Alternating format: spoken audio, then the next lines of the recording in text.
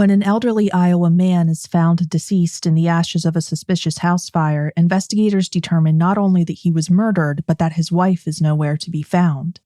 Investigators attempt to piece together who may have been responsible for the murder of one unlikely victim and the disappearance of another in this episode of Last Seen Alive.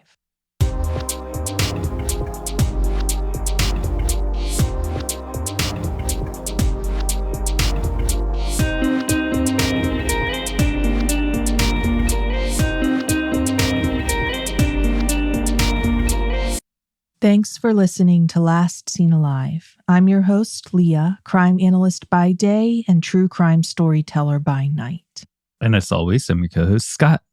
James Wood and Kadena Wood, who went by Bill and Kay respectively, were last seen alive on July 30th, 2011.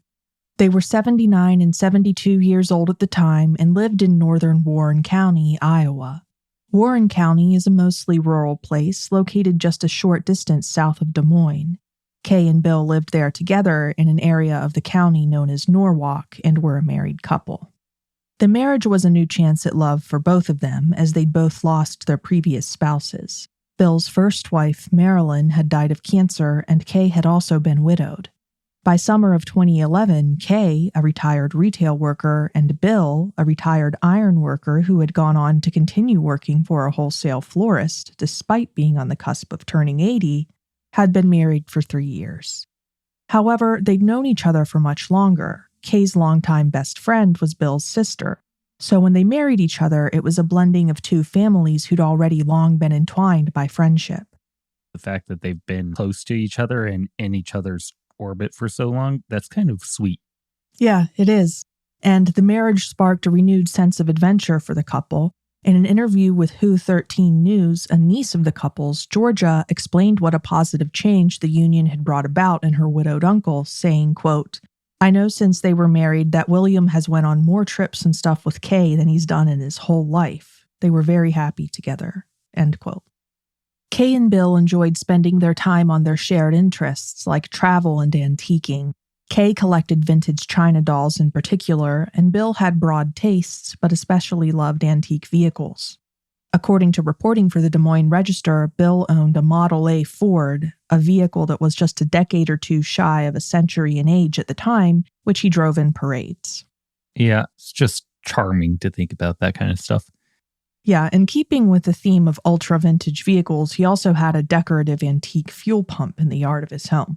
Okay, so obviously I deeply enjoy the antique car, but to have the antique fuel pump to go with it.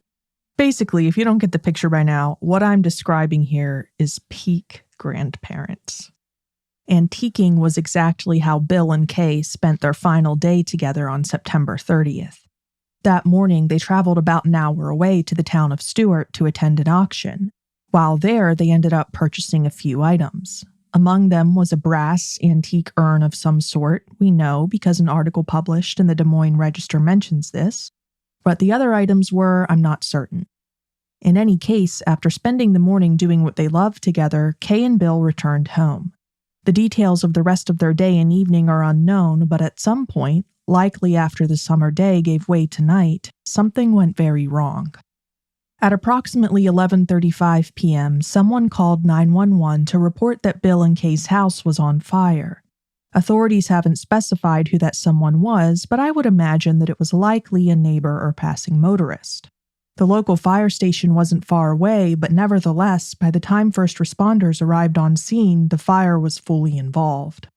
Firefighters knew that an elderly couple resided there, but with the home engulfed in flame, it was unfortunately a matter of suppressing the flames before they spread to other structures, rather than one of retrieving surviving residents. By that point, anyone inside the home would already have been deceased. Yeah, there's always that certain point where even if you really, really wanted to go in, it's not safe and it's not feasible for you to make entry into a house when it's fully engulfed anyways. Right. And you just go into that mode of saving what you can and protecting everything around the home. Right. Bill and Kay had neighbors that were fairly close nearby. You know, this was a residential neighborhood, so unfortunately, it was a matter of protecting those neighbors and surrounding properties because, like I said, you know, no one could have survived up until this point inside the home. The other thing that comes to mind is we're talking about the neighbors being so close and having to defend their homes from the fire. That reinforces the thought that it was likely a neighbor that called. Right. The fire, once it started, probably didn't go unnoticed for too terribly long because there were other people in the neighborhood. After the fire was extinguished, Bill and Kay's residence was no longer recognizable as the home it had once been, where they'd spent every Friday evening on the deck listening to old-fashioned country music. First responders were tasked with searching through the charred detritus for any sign of Bill or Kay, and they did find remains, but just one set. They were badly burnt and would later be identified as Bill's via DNA testing. At the time of the fire, though, all investigators and the Wood family knew for certain was that the single set of remains had been located. They hadn't known for certain who the remains had belonged to, whether they'd belonged to Bill or Kay, or perhaps someone else, such as an arsonist. I say arsonist because the fire appeared to very possibly have been intentionally set. Yeah, unfortunately, whenever you're dealing with these kind of things, arson is generally one of the first things that your mind jumps to. Right. Now, long before the autopsy results came back, Bill and Kay's large family, accompanied by volunteers, began performing extensive searches of the area. They formed teams, donned reflective safety vests, and diligently combed through fields, ditches, and other rural places near the couple's home, hoping and dreading at the same time that they might find some trace of Kay or Bill. Investigators and family alike had already noted that Bill's pride and joy, his red 2009 Chevy Silverado pickup truck, had been missing from the couple's property by the time of the fire. They didn't know for sure whether it might have been stolen or whether one half of the couple might have driven it somewhere, or even whether Bill and Kay might have left in it together and the remains in their home might have belonged to a third party. While that may not have seemed particularly likely, anything was technically possible until the remains that had been found in the home were definitively identified. Yeah, I can definitely see being concerned and wanting to start those search efforts for either one of them. I mean, if you only have one set of remains, it's very possible that the other person fled the house and possibly injured themselves trying to get away from the fire. Right. Definitely. Searchers didn't find any trace of Bill or Kay despite their efforts, but a break in the case came the very next day, less than 24 hours after the fire. It happened in all places in Kansas City.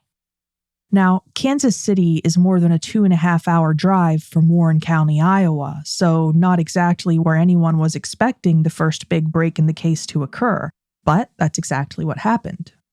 On July 31st, Bill's missing Chevy pickup truck was located in the parking lot of an apartment complex in Kansas City. Specifically, it was parked at the Cordillera Ranch Apartments on North Donnelly Avenue in the northeastern quadrant of the city, near the outskirts. This was perplexing because Bill and Kay had no known ties to those apartments, and if you're wondering what kind of neighborhood this was, well, it looks like it was a pretty nice middle-class neighborhood where rents are higher than the Kansas City average. The apartments are advertised as luxury apartments, and although some of their tenants have certainly taken issue with that in reviews, make no mistake, this was not some hotbed of violent crime or the kind of place where you would necessarily expect vehicles used in violent crimes to be dumped. Yeah, so my first thought was, do they have any relatives in Kansas City? Now, I don't know if they had any relatives in Kansas City. It's possible because they were part of a very large family, but at the very least, I know they had no ties to those apartments. And when it comes to how Bill's truck came to be in that seemingly innocuous apartment complex's parking lot, we simply don't know. But thanks to witnesses, we do have an idea. Okay. Investigators spoke to witnesses who described seeing a man walking away from the truck, and that man had certainly not been Bill. Rather, he'd been a notably younger man, estimated to be in his late 40s to early 60s. Again, Bill had been about to turn 80, and he looked his age, so he would not be mistaken for someone in that age range. And although investigators didn't know it for sure at the time, we know that the remains located in the house were Bill's. Who the man seen walking away from the truck was remains a mystery to this day, but police were able to have a suspect sketch made after speaking with witnesses. Scott, here it is. So I'm not sure if this is the way you were expecting me to take this. I bet I know exactly what you're going to say. Well, we're about to find out. It does look like a type of celebrity to me. An illustrated one? It looks like Boomhauer. Okay, that's exactly what I thought when I saw this, but I was like, maybe it's just me, so I wasn't going to bring it up unless you said anything. But yeah, this guy looks like Boomhauer from King of the Hill. Like, yeah. And I can't get past it. Like, that's exactly who this reminds me of. Okay, so for anyone not familiar with that character, the photo depicts a middle-aged white male with a clean-shaven face, crew-cut hair with a slight widow's peak, what appear to be hooded eyes, nondescript ears with detached lobes, and a wide, thin upper lip. And it's a longer, more rectangular styled face. Yeah. Not a small or circular one. Yeah, but with a bit of a pointy chin. Yeah. Now, while I'm certain that there are many males in the Midwest who meet that description, the sketch is pretty good, a lot more detailed than the art on King of the Hill for sure. So it's definitely worth taking a look at. And for those of you listening, the link is in the show notes. Please do take a look because the sketch is detailed enough that if you know this man, you may recognize him. And he is, of course, considered a major person of interest in this case. Also worth noting is the man's height, which is estimated to be well above average, somewhere between 6'2 to 6'6, or between 188 and 198 centimeters tall. Additionally, his hair was gray and white, and his build was slender. Yeah, for anybody that looks at it, I mean, it's going to be easy to see why we say Boomhauer, but as far as depictions go, you're right on. It is really high quality, even by today's standards, but for 2011, it's a really high quality image. And saying he looks like Boomhauer isn't us just saying it's a cartoonish depiction. Somebody out there should be able to go, this looks like somebody I know. Right. And investigators are still seeking and wanting to speak to this man. As for why the man abandoned the truck at the Cordillera Ranch apartments and whether he had any connection to them, well, that's unknown. I think it's worth pointing out, though, that Kay and Bill's house was located just a short drive to an Interstate 35 on-ramp, and the Cordillera Ranch apartments are located just a short drive from one of the first I-35 off-ramps into Kansas City. What I'm saying is that, looking at a map, it appears as if the potential suspect jumped into the Woods truck, got onto the nearby interstate, drove south until they reached the first large city, Kansas City, took one of the first exits off of the interstate into town, and drove approximately 1 mile, passing a Walmart and a few other chain stores, and then took a left turn into the first residential neighborhood they could reach. This makes it seem to me as if the apartment complex could have been a random choice of convenience rather than a place they had a pre-established connection to.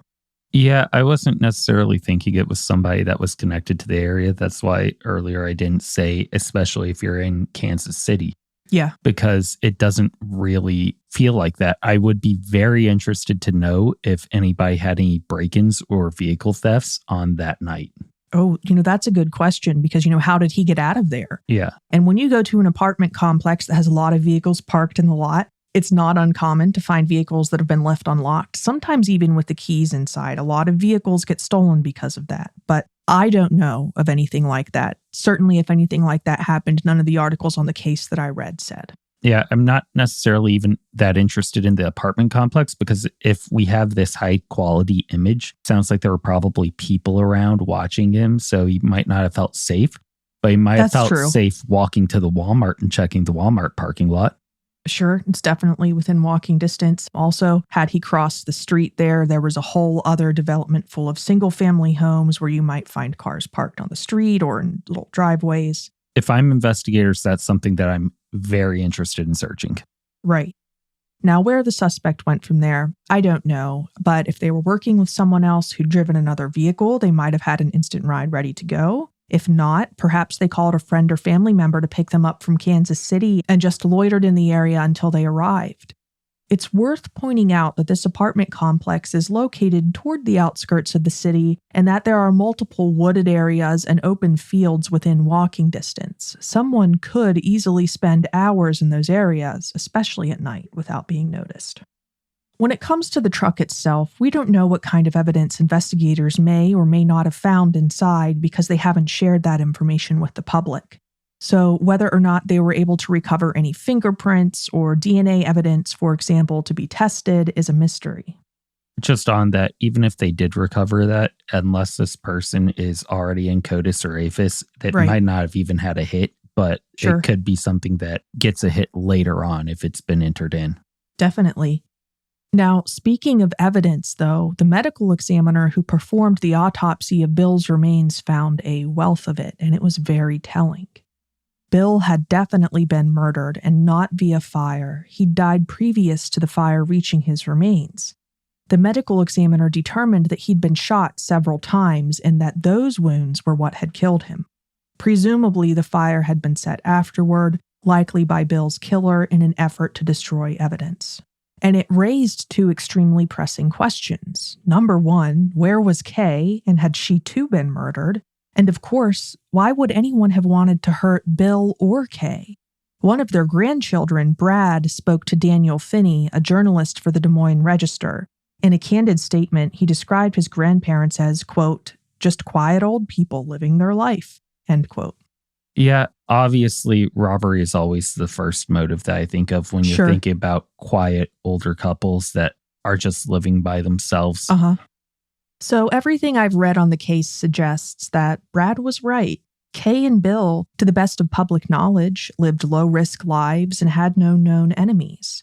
Other family members described them as kind, caring, and family-oriented people who enjoyed being grandparents. They had 21 grandchildren, 21 great-grandchildren, and even 2 great-great-grandchildren. So there was plenty of grandparenting to be done. That's a very full life. Yeah, they had a large family. Now, their daughter-in-law, Lisa, told Who 13 News that, quote, they were really caring people, very old school, so it was absolutely unthinkable that this could happen, end quote. As unthinkable as it was, though, it had happened, and investigators were left to piece together the how and the why.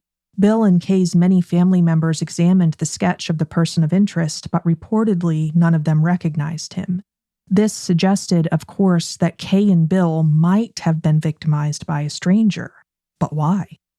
One potential motive that investigators considered, Scott, like you suggested, was robbery. What exactly any prospective robbers might have been after is difficult to say for sure. Bill and Kay were hardworking, working-class people. As I mentioned earlier, Kay had retired from retail work, and although Bill had retired from ironworking, he was still employed at the time of his death by a local wholesale florist. To the best of my knowledge, Bill and Kay were not wealthy. Their home wasn't flashy, it was pretty modest, and so was their vehicle. Bill treated his Chevy pickup truck as if it were worth $1 million, taking pride in keeping it pristine, but it was an ordinary vehicle for where they lived, not something that would stand out. The only thing I could think of is the antiques being visible from the road might have set them apart as a potential victim. That's possible. As opposed to one of their neighbors, and it could have been somebody being opportunistic, thinking that they had a lot of valuables in the house, potentially. Possibly. Now, to the best of my knowledge, the items they collected weren't, tremendously valuable. But with that being said, there are plenty of people who commit crimes in order to obtain just moderately valuable items. So that does not rule out the possibility of items from their antique collection possibly being a target of theft.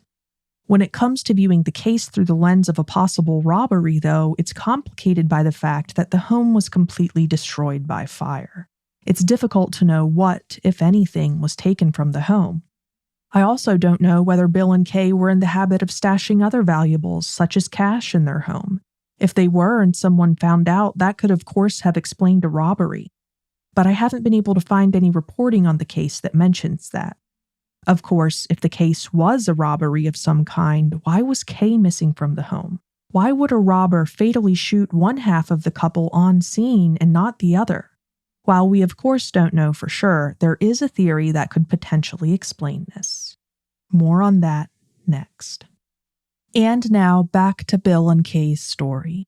When the home of an elderly couple in rural Iowa was consumed by fire, presumably in an act of arson, one of them, Bill Wood, was found deceased in the rubble.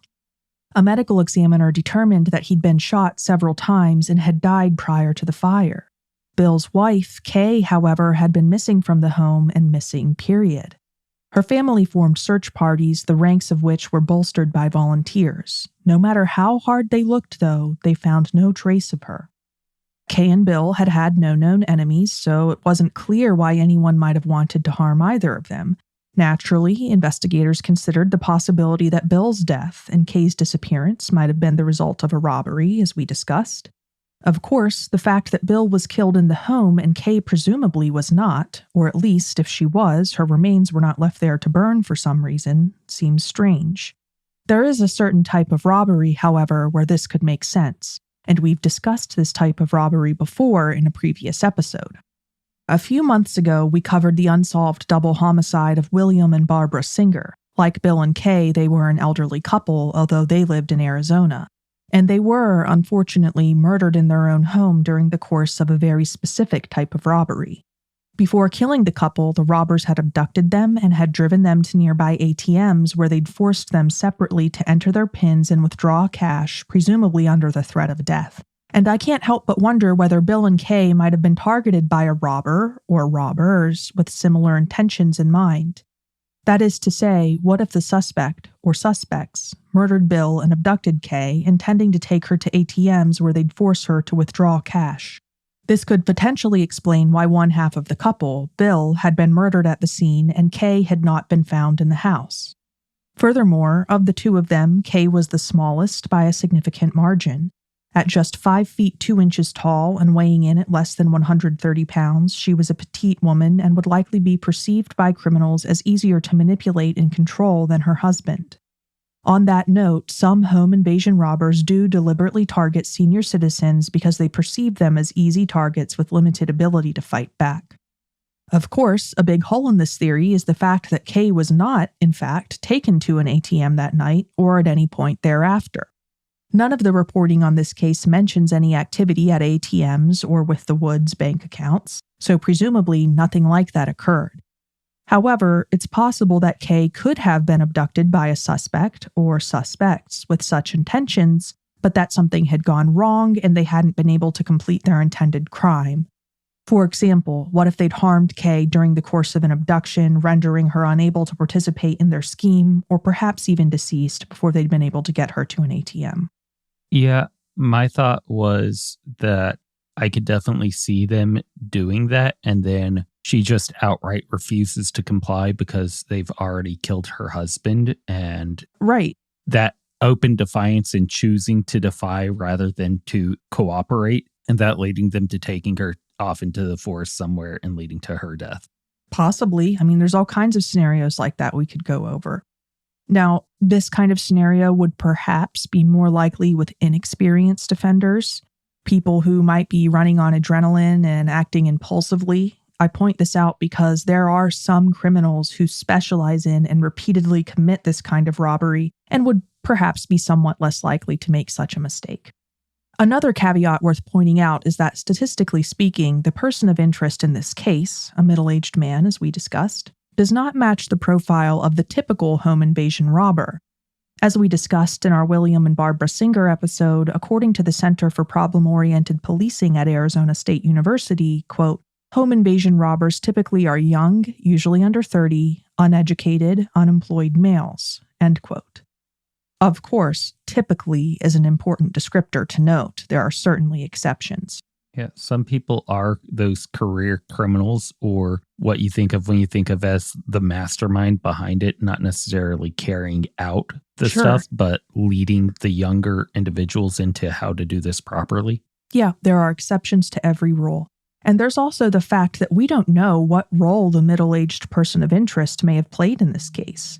For all we know, he could have been someone helping a younger family member conceal a deadly crime, some kind of accessory to murder, rather than a murderer himself. You know, maybe a son or another family member came to him, panicked, said what they'd done, and he said he would get rid of the vehicle. Who knows? Yeah. Home invasion robbery with the intent to force a victim to withdraw cash from an ATM is just one theory, though, and to be clear, it is not one that investigators have publicly suggested. It's merely a thought of my own, inspired by that past episode. When it comes to robbery as a motive in general, though, the fact that none of Bill and Kay's family members recognized the person depicted in the person of interest sketch suggests the possibility that a stranger may have been involved in Bill's death and Kay's disappearance. If that's the case, it seems possible that someone at the antique auction they'd attended that morning might have selected them as targets and stalked them back to their home.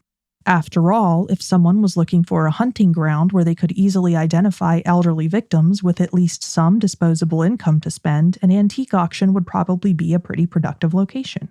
I mean, we've been to an auction before, and it was easy to see how much money people were spending. And I certainly noticed that there were a few older individuals up at the front that were just throwing money left and right. Yeah, I remember that too. Yeah. So while that doesn't sound exactly like Bill and Kay, they definitely weren't hiding the money that they were spending there.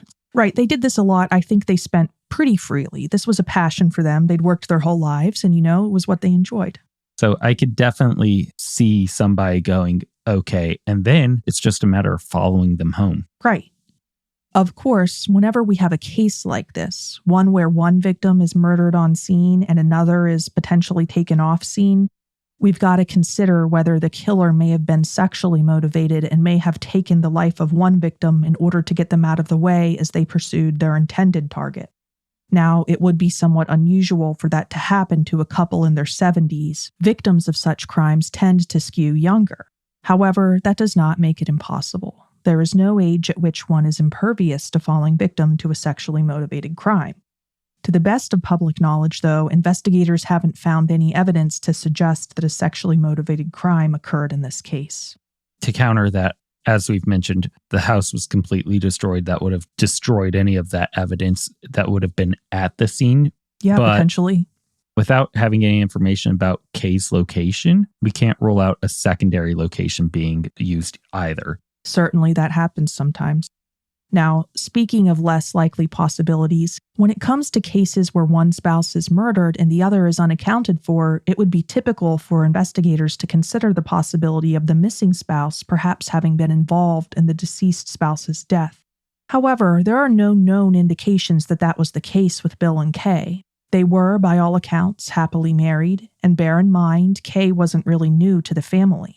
Although she and Bill had only been married for 3 years, Kay had been best friends with Bill's sister for many years beforehand.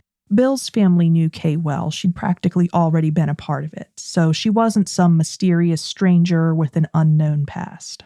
No, and if that were to be the case, I would assume that there would have been some sort of evidence of either hoarding the money or gathering the possessions. You would think there would be some kind of financial motive. Yeah, because if you're going to do this, you're going to need money to restart your life. Sure. So there should have been evidence, and that should have been fairly easy to rule out. I would think, perhaps.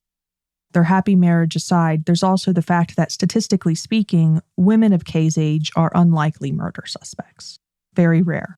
It's also worth reiterating that there is a person of interest in this case, and that person was a middle-aged man at the time that this case occurred. In a scenario where Kay was involved, she would presumably have to have been associated with the male in some way, and reportedly no one who knew Kay recognizes him, which makes that seem less likely. Furthermore, there's no apparent way in which Kay might have benefited financially from disappearing after Bill's murder. Even if he'd had a life insurance policy naming her as a beneficiary, and to be clear, I have no idea whether he did, she obviously could not have collected on it as a missing person, and I really doubt that they had enough cash stashed in the home for her to disappear and start over without leaving a trace and never need a cash infusion again. The way that they were spending money and the way that they were living their lives, it doesn't sound like somebody hoarding cash so that they can restart. And if you're almost 80, why would you want to restart anyways? Great question. Now, considering all of these details, it seems as if Kay is likely a victim in this case as well. And considering that she hasn't been heard from since 2011 and would be well into her 80s if still alive at the time of this recording, it seems highly likely that unfortunately she is also deceased. If she was also murdered, her remains were concealed thoroughly enough that they have yet to be found. Considering that the couple's truck was found in Kansas City, it seems reasonable to imagine that in such a scenario, Kay's remains may have been concealed somewhere along the 2-hour-plus journey from Warren County to Kansas City. For Kay's family, this has meant that every drive or ride through or around the area where they live, no matter how routine, is a search for her. And this will always be the case until she's found. As Kay's son, Michael, told Who 13 News, quote, You don't go anywhere you're not looking. You're riding in the car. If I'm a passenger, my eyes are in the ditch or they're out in the fields. That's going to be our lives. I mean, it is. We are going to be looking for our mother until we find her. That will be our lives. There is nothing in between." End quote. Bill's daughter, Mary, expressed a similar sentiment to KCCI News 5 years after her father's death and Kay's disappearance, telling them, quote, "It's easier than the first year or two, but it's still hard for everyone not knowing what has happened. We search all the time. We have reward posters and put them up off and on all the time." End quote. Mary also keeps a poster on the back of her vehicle so that while she's searching for her mother-in-law, other drivers will also be exposed to or reminded of the case. Speaking of things said around the case's 5-year anniversary, investigators also spoke to KCCI News and stated their belief that Bill and Kay were most likely victimized by someone they knew. As we know, statistically speaking, most victims of violent crime are victimized by someone they know rather than by a stranger, so it's not really surprising that investigators believe this. It's usually the case. In that same interview with KCCI News, DCI Special Agent Mike Motzinger stated that after exploring hundreds of leads, investigators are narrowing their search to focus on the man depicted in the person of interest sketch. "Scott, it really sounds as if investigators may consider him the most likely suspect in Bill's murder and Kay's disappearance." Even if, as we mentioned, he was just a family member of somebody, he still knows something, so... Right. So again, for those of you listening, please take a look at the sketch, especially if you live in the area where all of this unfolded. The link is in the show notes.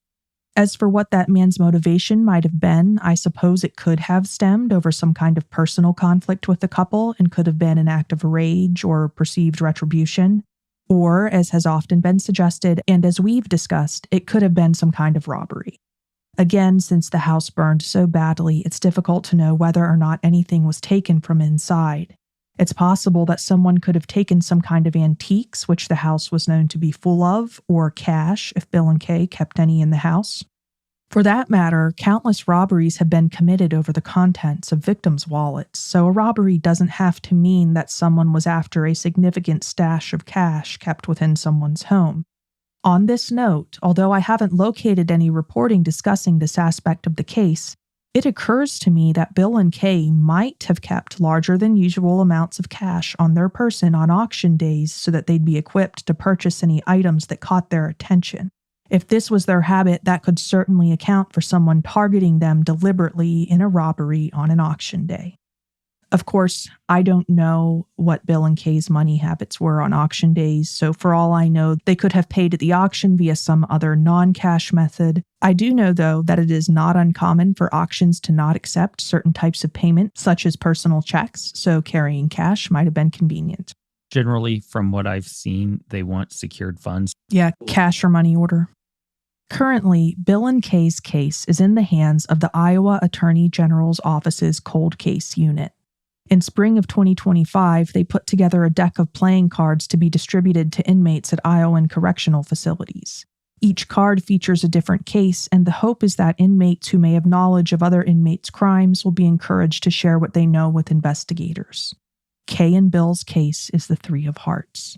If you know anything about the death of Bill Wood or the disappearance of Kay Wood, please contact the Iowa Attorney General's Office at 1-800-242-5100 or via email at coldcase@ag.iowa.gov. And if you found this case to be of special interest, you may want to check out our episode on the unsolved double homicide of Barbara and William Singer, which we discussed in this episode. We aired our episode on their case in May of 2025. You can scroll back to then in our feed to listen if you'd like. That's all for this episode of Last Seen Alive. Thanks for listening. Make sure to check out our website, lastseenalivepodcast.com, for photos from the story and links to the sources we used to write it. While you're at, follow us on Insta at LSA Podcast and TikTok at Last Seen Alive Podcast. Episodes of Last Seen Alive air every Monday. See you then. If you think bringing unsolved cases like Bill and Case to the public's attention is important, please take a moment to rate or review Last Seen Alive and tell your friends to check us out too. We'd really appreciate it. Also, don't forget to check out our merch store where you can get an LSA t-shirt or hoodie. We donate 50% of the proceeds from every sale to the DNA Doe Project. Last Seen Alive is Studio 222 production. Research and writing for this episode is provided by you, Leah. Audio engineering, editing, and hot takes are provided by me, Scott.